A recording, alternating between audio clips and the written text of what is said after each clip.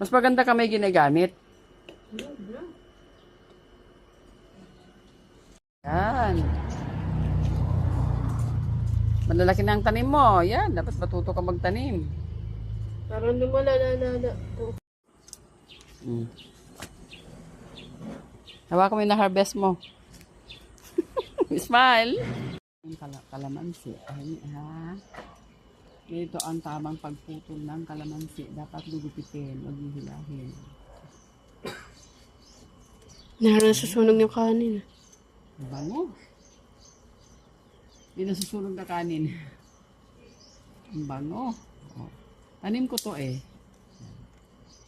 Hindi ko siya binili. Talagang tanim ko.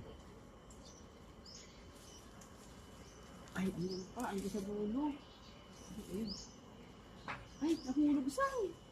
Sabi mo yung mamaya. Yan. Ano pa? Ito yung kalamansi. Ay,